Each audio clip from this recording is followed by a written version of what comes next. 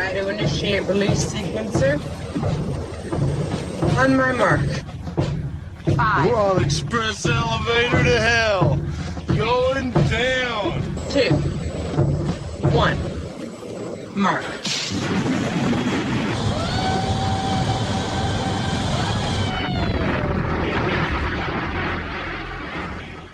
Hello, everyone. My name is Mark, a.k.a. Derringer. Today is Sunday, January 12th, and you are listening to episode 243 of the Instant Action Podcast, your weekly source for PlanetSide news and information. As always, I'm brought to you by great listeners like you via the Support the Show tab on instantactionpodcast.com. So first off, what's new with me this week? Playing quite a bit of PlanetSide 2, actually. I've been playing a lot with Aflick, who's been streaming almost every night. So I've been playing a lot of NC on Emerald. I finished Araxiuming my NS15 M1 and have to work on a new one now. I haven't even decided what LMG I'm going to use next. Tied between EM6, EM1. I've also been dabbling with the Promise, which is actually the next gun I have the most kills with, and I also am thinking whether I do the GD22S. So if any of you have any, I've done the Anchor, the Gauss Saw, and the NS15 M1 so far. I have 2 more to go. I have not been really trying to do these, but 2 more to go to unlock my God Saw. So if anybody has any recommendations on NC side, the Promise, the EM6, EM1, GD22S, or I could even do another NS15. I have the NS15 M2, which counts. I definitely take any recommendations anybody wants to send my way. Other than that, I got a new 3D printer for Christmas, and I actually finally had a chance to set that up, and I've been doing some test prints and other things like that. It's a hobby that I've wanted to get into, but never really just dove headfirst into it. I got an Ender 3 Pro in case anybody's curious. I've been doing some test prints over this weekend, trying to dial it in and get it working. As you guys know, I play a lot of board games, and there's a lot of board game accessories that you can print on a 3D printer and use within games, like stuff to organize the games better and other things like that. So I'm diving headfirst into 3D printing. Other than that, it's been a pretty quiet week, besides playing a lot of PlanetSide 2. Like I said, I played a lot of NC this week, a lot more than I usually do. And hopefully that'll continue, because my NC character is my best character, if I do have to say so myself. But enough about me. What's in store for this week's show? Well, first, I have a new PTS update to talk about that is chock full of game changes and NSO updates. After that, I want to talk about the end of PlanetSide Arena. And then I'm going to finish this week by giving a shout out to Squizzy, who had a marathon Twitch stream to support the Australian bushfire relief efforts. So strap in as we hot drop into another episode of the Instant Action Podcast.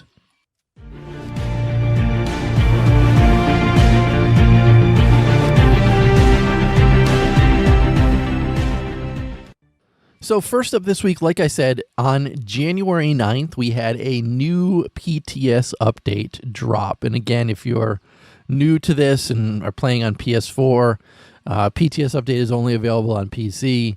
PTS stands for Public Test Server. The biggest thing and newest thing within this game update, though, is now concerning continent rotations and empire strength, because the first line they put into this is that territory now matters at all times. And so as empires are gaining strength, when facilities are captured, and when continent events are won, each faction is going to earn empire strength, which will ultimately trigger a meltdown alert, provided no others are currently active. And then whoever wins the meltdown alert is going to lock the continent itself. This is kind of different from what we've been doing recently. It's just been whoever gets the most territory at a single point fires off that last alert, and that's it. There's really no back and forth between getting points for capturing territory and stuff like that. So Now there is going to be a new Empire strength meter. Basically, you're going to gain or lose strength the following ways. First, if you link to an enemy's warp gate, that's worth 50 strength. If you have both links, it's 100 strength. If you own the center base on a continent, it's worth 15 strength. If you're on Esamir, it's worth 30 because that's a major facility. If you own a major facility, it's worth 15 strength. On Esamir, they're all worth 20 because there's fewer of them. And each continent event win is worth an additional 10 strength.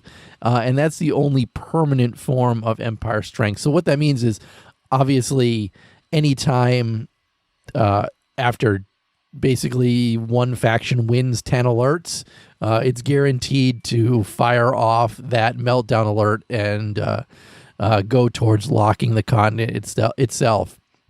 So also the notes say that prior to this change, we're standardized to 3 different events like aerial anomalies, maximum pressure, and gaining ground before requiring that 41% territory control to trigger the end of continent meltdown alert. So now that this update is going to be in place, again, just on the PTS, it's not on live yet, it should be able to force continents to turn over more quickly if the various factions work on strategic map goals and continent event wins. Like I said, this is going to really push certain factions or certain groups of players to rush towards firing off that meltdown alert rather than just waiting for that 41% territory control. It's an interesting little change. I think it's step number 1, maybe. I mean, territory obviously mattered way back in the original Planet Side, so it's good to see that they want to bring that back in Planet Side 2. I'd like to see more people playing this. I haven't seen any sort of everybody get online and try this on the PTS like they've done in the past. So with a small group of people actually testing this in the PTS, I'd expect this to come to live sooner rather than later. I think it's just more than anything, they're probably looking at bugs to make sure that gaining Empire strength doesn't cause any bugs within the game itself. So, but we'll obviously have to see where that goes. But again, I wouldn't be surprised if some of this stuff comes to live sooner rather than later. Next up in this PTS update is Coal Tier, and there's a love-hate relationship, I think, with most players in Coal Tier. I know for me, it's annoying to be dropped onto Coal Tier before you can get to the main continent where any fight is going to, so I'm happy that they have announced that they are disabling Coal Tier for the time being, and at a later date are going to reintroduce it as a standard combat zone. Now that's interesting because now it means Coal Tier is going to be a quote-unquote battle island, so to speak, and that makes me wonder, are they also going to think about reintroducing Nexus as another battle island? And I'd love to see some of these smaller continents like Coal Tier or Nexus be added to the game as a standard combat zone, maybe where some smaller battles are going to go on and things like that. They did state in the dev notes that because Coal Tier's in a weird spot, and it also has various technical issues, and that it's also a VR zone, that it's been confusing for newer players, and it's really not doing its job as the testing zone and testing ground that they originally wanted it to be. Adding it into the standard continent rotation means that it should open and close more during off-peak hours and help reduce some of the frustrations that some people have finding combat in low population times. And again, it could add some good varied gameplay for other players. I'm definitely interested in seeing Coal Tier become part of the standard rotation itself. Maybe with other battle islands, maybe get 3 battle islands all at the same time going, and being able to jump from one to the other would be kind of cool if you ask me. Not that they're going to do that, but that might be interesting. Next up, there were some infantry changes in this patch as well. Starting with the mini chain gun, that's obviously the TR heavy weapon. Its minimum refire rate was reduced to 80 milliseconds. Its maximum refire rate was reduced to 71 milliseconds. Its ballistic rapid refire toggle, that's the BRRT, no longer reduces the maximum refire rate, as that's now built in by default. And the ballistic rapid refire toggle no longer has a hidden projectile speed benefit built into it.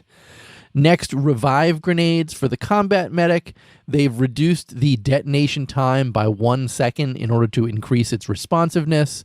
The thrower should no longer receive a UI notification when you attempt to revive yourself, because obviously you can't revive yourself. And finally, the NSO defector units can no longer be revived with revive grenades. That was kind of a serious bug as far as I'm concerned. Next, the proximity mine, and this is only for the NSO engineer or infiltrator. They have temporarily renamed it to Fuse, F-U-S-E, which was recommended by Robo on Twitter. I'm still sad that they didn't choose my suggestion, which was the M1NE, M1N3. I mean, come on, that's got to be what it's named. So maybe they'll rethink naming. No offense to Robo, because I thought his Fuse idea wasn't terrible, and it had an acronym to it. What Fuse meant, he suggested fragmentation utility shaped explosive, FUSE.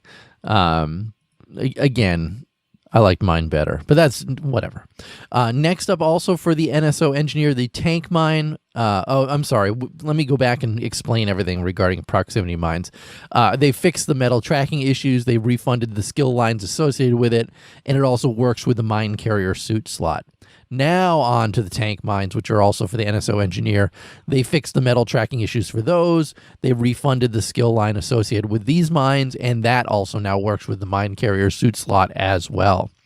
Moving along to the maxes and the defector. Overall, for both maxes and defector, the nanite auto repair defensive slot had its repair changed.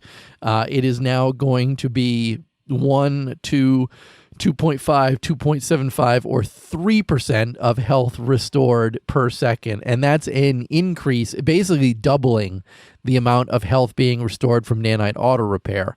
And the dev note on this one is because this is never in competition with kinetic armor or ordnance armor.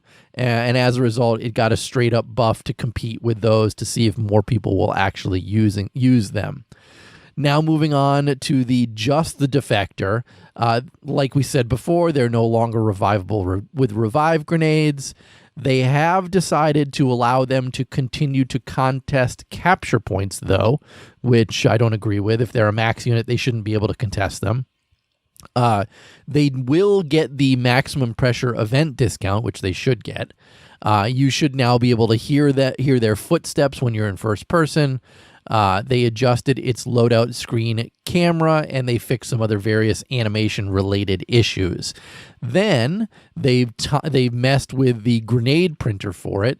They increased its cooldown speed by 20%.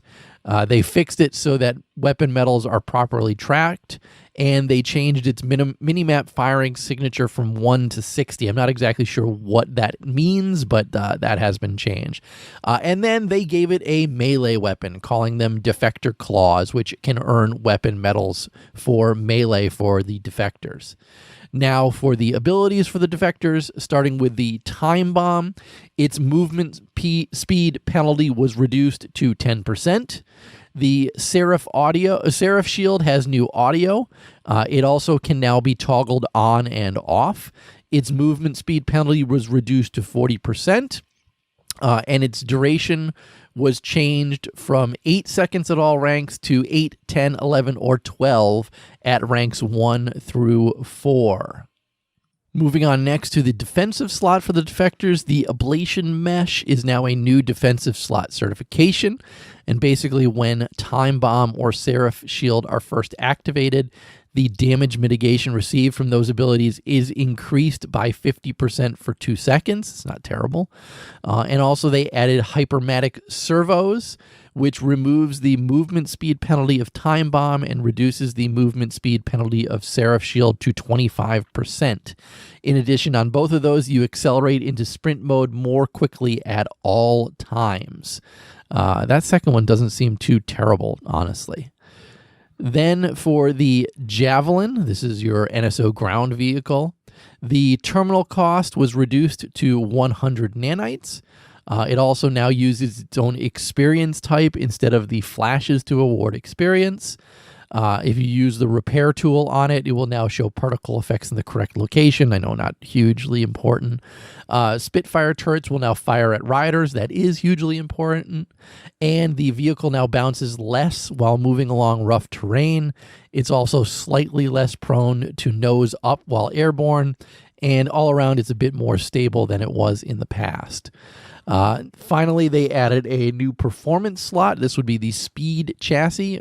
These are the performance slots. The speed chassis increases afterburner fuel recharge by 30%, and the combat chassis allows greater control of side-to-side movement while afterburner is engaged.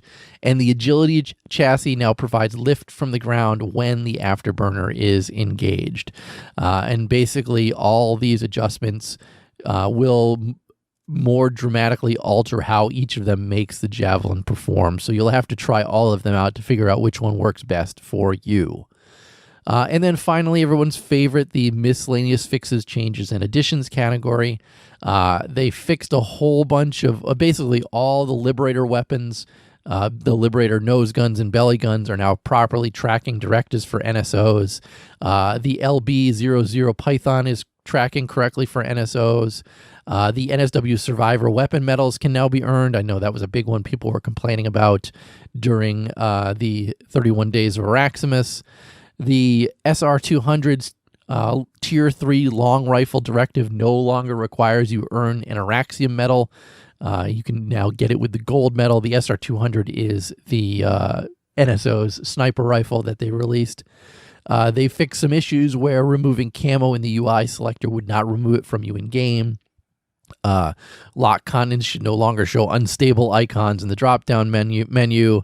Any nano armor kits and med applicators that you get from the 3rd year anniversary bundle, those are the AE variants, should now work correctly on NSO characters. The Thumper and Vanquisher's Disruptor ammo shouldn't sap energy from vehicles any longer. And finally, they fixed some additional edge cases related to falling through the floor. I haven't fallen through the floor in a while, so maybe I'm not part of these edge cases anymore. I had a weird one where I loaded into the game and there was no floor, but I didn't fall through it at least. So maybe they fixed it on me and this will fix all the other ones. But there you go. There's the entire PTS update, and there's some interesting stuff. I mean, a lot of it's just fixing NSOs and defectors specifically to get them more where they're supposed to be in more a finished stage. But I'm curious to see what's going to happen with that continent rotation and Empire strength once it comes to live, and the cold tier changes too, because I'm tired of spawning on cold tier and then just sitting there having to wait to get off. All right, with that, let's move on to our second topic this week.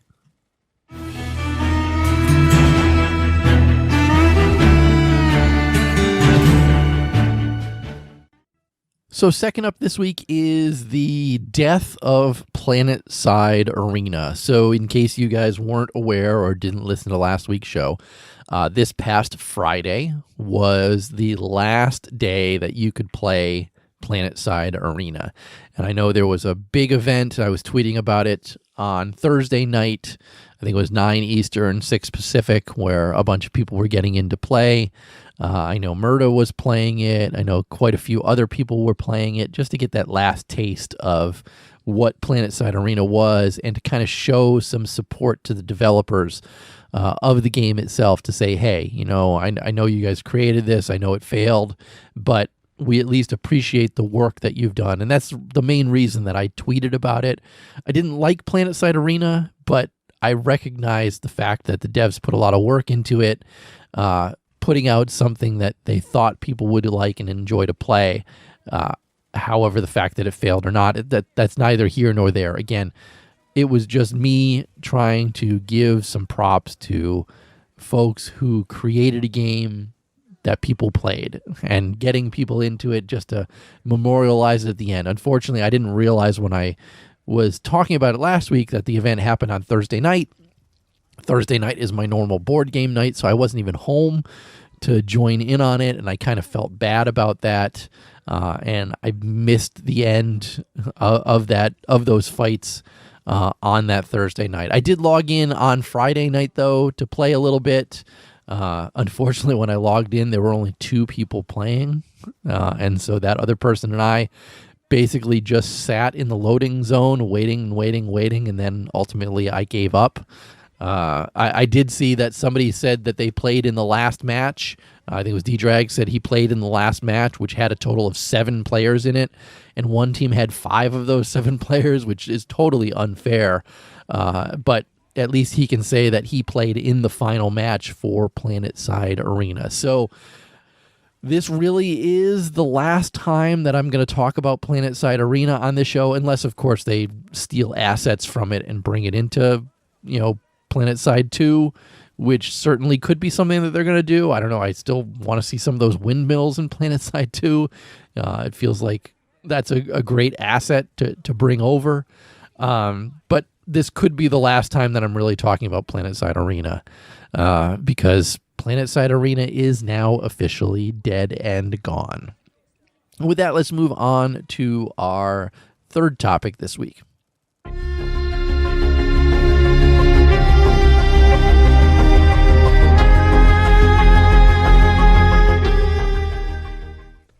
And that third topic is talking about Squizzy. I didn't even know this guy Squizzy, but he had a 24-hour Twitch stream recently to help the Australian bushfire relief.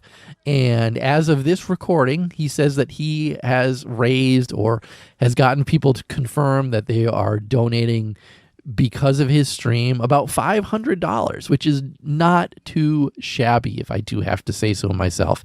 If you guys want to check out his stream, it's twitch.tv/Squizzy, and that's SQUIIZZY. Don't confuse him with some other chick who also has the name Squizzy. Find this guy. He's Australian. You'll know once you find him. But with the help of some other outfits, some other players, he did a full 24-hour stream with some downtime in between as he ran into various issues, system issues and stuff like that. But again, just to help raise $500, I think this is a pretty cool thing that he did. And I want to point people over to his Reddit post in case you guys are curious about donating as well. I know I plan to make a donation in the name of the podcast in Squizzy's name to also help, because it's a good thing that we can do. He's got 3 different links that we can make donations to. The first is the rspcansw.org, which is helping animals in bushfire affected areas. It's also helping protect pets, livestock, and other wildlife in bushfire threatened areas. He's also got the bushfire appeal in the Victorian government, who's partnered with Bendigo Bank and the Salvation Army to establish that Victorian bushfire appeal. And finally, he's got a link to wildlifevictoria.org, which is also accepting donations for the Victorian bushfire appeal. And it's going to distribute its money to various wildlife shelters. And it's also going to help cater to rebuilding enclosures and equipment for areas that it got destroyed. I am most likely going to make my donation to that first one, the RSPC ANSW. In fact, why don't I open that link right now and check that out. It's the RSPCA of New South Wales. This is, and right on the front, they've got that picture, if you guys have seen it, of just the completely red background or the red screen with the one dog in front of it. And it's just, whew. I love animals. You guys know I love animals. So just reading and seeing something like this really pulls at my heartstrings. Maybe it'll pull at some of yours as well, and you guys will think about making a donation. And let Squizzy know that you did make this donation because it's for a good cause. I would much rather you guys give to something like this than give to a person making stuff for the community like me, to tell you the truth. All right, let's move on to housekeeping this week. Housekeeping. Housekeeping. Come back later, please. Housekeeping. Not now. Housekeeping. Go away. I coming anyway? All right, no emails, nothing this week. That's fine. Quiet week for everybody else. So that's going to be it for this week's show. As always, how can you get in touch with me or the show itself? You can visit my website, which is www.instantactionpodcast.com. You can email me at instantactionshow@gmail.com. And as always, you can follow the show on Twitter at instactpodcast. One Andy Seitz followed me on Twitter this week. So if Andy can do it, you guys can do it too. But in closing, if you've enjoyed the show, please leave me a review on your podcast listening avenue of choice, whether it's iTunes, Stitcher, Google Play, or anywhere else. Also, feel free to tell your friends and outfit mates about the show. But finally, thanks for listening, and keep spamming that join combat, formerly known as Instant Action button. Derringer out.